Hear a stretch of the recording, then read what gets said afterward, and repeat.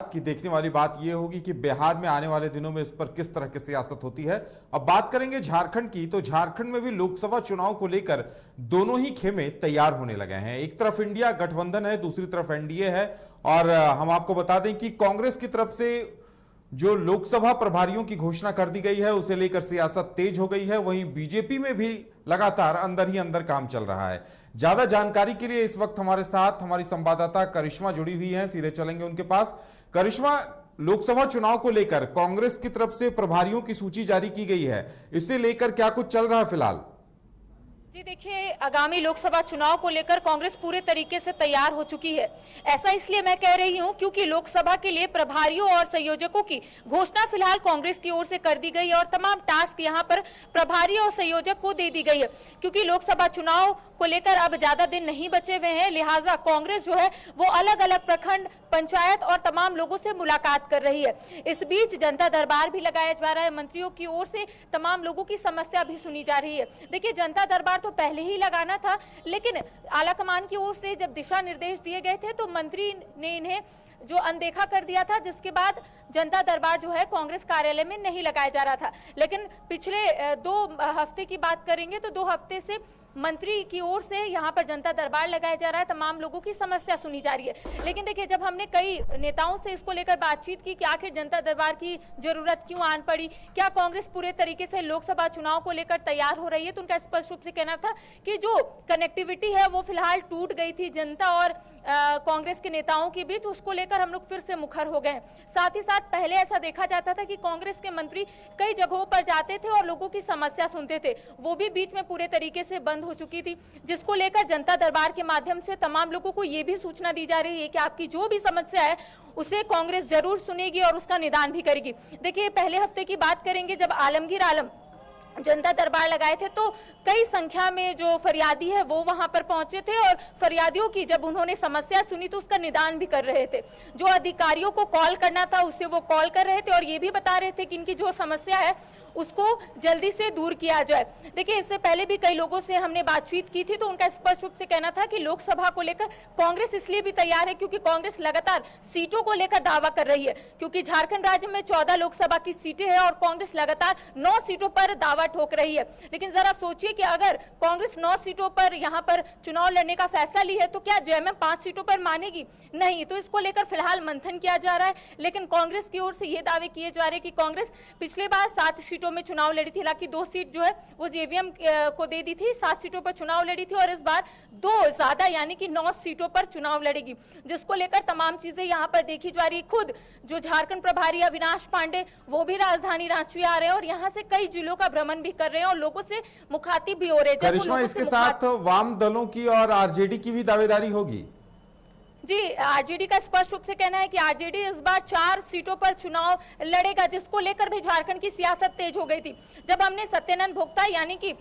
जो श्रम एवं नियोजन मंत्री और आरजेडी के एकमात्र मंत्री है, उनसे जब हमने बातचीत की थी तब उनका स्पष्ट रूप से कहना था कि आरजेडी 4 सीटों पर चुनाव लड़ेगी। हालांकि उनका यह भी कहना था कि आलाकमान इसको लेकर दिशा निर्देश जो भी देगा उस पर हम लोग अमल करेंगे। लेकिन देखिए, सीटों को लेकर यहाँ पर फिलहाल जो है सियासत तेज हो गई है। जेएमएम अलग ही राग नाप रही है तो वहीं दूसरी ओर कांग्रेस भी दावा कर रही है और अब आरजेडी भी जो है वो 4 सीटों पर चुनाव लड़ने का दावा की है। देखिए, आने वाले समय में ये चीजें तो स्पष्ट हो जाएगी, लेकिन फिलहाल ये हम लोग जरूर कह सकते हैं उदय कि धीरे धीरे, जैसे आपने कहा वाम दल, उन लोगों का भी यहाँ पर दावा है, लेकिन फिलहाल सभी की निगाहें टिकी हुई है कि आखिर कौन कितने सीटों पर चुनाव लड़ेगा। कांग्रेस का कहना है कि सीटिंग सीट से कांग्रेस जो है वो कोई भी कॉम्प्रोमाइज नहीं करेगी, तो दूसरी ओर झारखंड मुक्ति मोर्चा का कहना है कि जो उनकी सीटिंग सीट है यानी कि राजमहल, वहां से भी झारखंड मुक्ति मोर्चा जो है वो कोई भी कॉम्प्रोमाइज नहीं करेगी। हालांकि अटकलें अभी फिलहाल चल रही है, लेकिन आने वाले समय में जरूर स्पष्ट हो जाएगी। लेकिन अगर बात हम लोग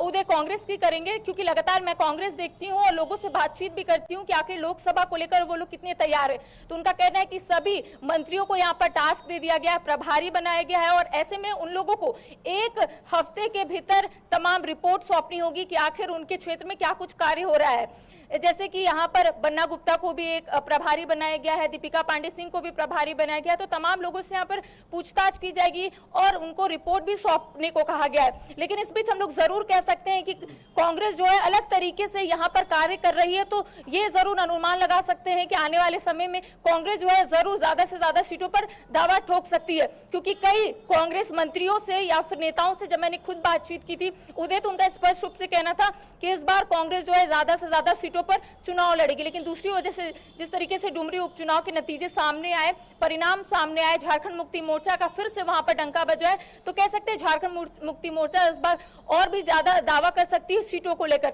हालांकि अटकलें काफी हो गई है, अभी फिलहाल आला कमान की ओर से ऐसा कोई भी बातें सामने नहीं आई है, लेकिन आने वाले समय में हम जरूर ये उम्मीद करेंगे कि लोगों से हम बात करें और आप तक वो बातें पहुंचाए कि आखिर कौन कितने सीटों पर चुनाव लड़ेगा। जी बिल्कुल करिश्मा, कहा जा सकता है कि इतना आसान नहीं होगा सीट शेयरिंग का फॉर्मूला, क्योंकि दोनों के ही हर खेमे के अपने अपने दावे हैं और कई सारे खेमे बने हुए हैं। आरजेडी है, कांग्रेस है, जेएमएम है, वाम दल है, तो देखना दिलचस्प होगा कि सीटों का बंटवारा कैसे होता है। लेकिन वहीं अगर एनडीए खेमे की बात की जाए तो यहां लगता है इस तरह की समस्या नहीं आएगी, क्योंकि आजसू और बीजेपी, इससे पहले भी आजसू एक सीट पर लड़ी थी, बीजेपी लगभग 13 सीटों पर लड़ी थी।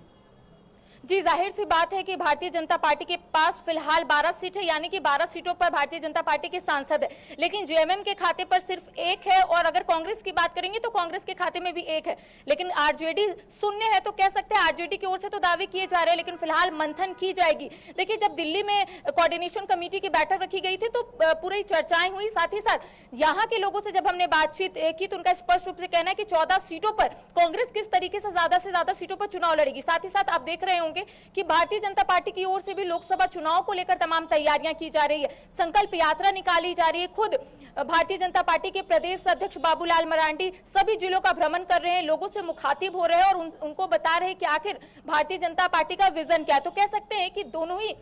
जो पार्टी है वो पूरे तरीके से अब चुनावी मोड पर आ चुकी है और उन्हें अच्छे से पता है कि लोगों के बीच कैसे जाना है और उन्हें अपनी बात कैसे पहुंचानी है, क्योंकि भारतीय जनता पार्टी लगातार ये दावा कर रही है कि इस बार 14 सीट जो है वो भारतीय जनता पार्टी के खाते में आएंगे। लेकिन अगर दूसरी ओर हम लोग बात करते हैं आरजेडी और कांग्रेस की, तो उनका कहना रहता है कि भारतीय जनता पार्टी इसी तरीके से दावा करे, ठीक है, लेकिन आने वाले समय में तमाम चीजें जो है स्पष्ट हो जाएगी कि आखिर किसके खाते में कितने जो सीट है वो आते हैं। लेकिन देखिए, जब हमने कई विधायकों से बात की थी, क्योंकि विधायक जो है वो काफी ब्रीफली चीजों को बताते हैं, क्योंकि मंत्रियों का कहना रहता है कि आला कमान जो दिशा निर्देश देंगे वही होगा। लेकिन जब विधायक से हम बातचीत करते हैं तो उनका कहना रहता है कि कांग्रेस जो है वो इतनी सीटों पर तो चुनाव लड़ेगी। कांग्रेस तो लगातार ये दावा करी 9 सीटों पर चुनाव लड़ेगी, लेकिन सबसे बड़ा सवाल उदय यहाँ पर खड़ा होता है कि अगर 9 सीटों पर कांग्रेस चुनाव लड़ेगी तो 5 सीटों पर क्या जेएमएम चुनाव लड़ेगी? उसके साथ आरजेडी भी है। तो इन तमाम अटकलें जो है वो फिलहाल देखने को मिल रही है, लेकिन जरूर आने वाले समय में चीजें जो है वो स्पष्ट हो जाएगी।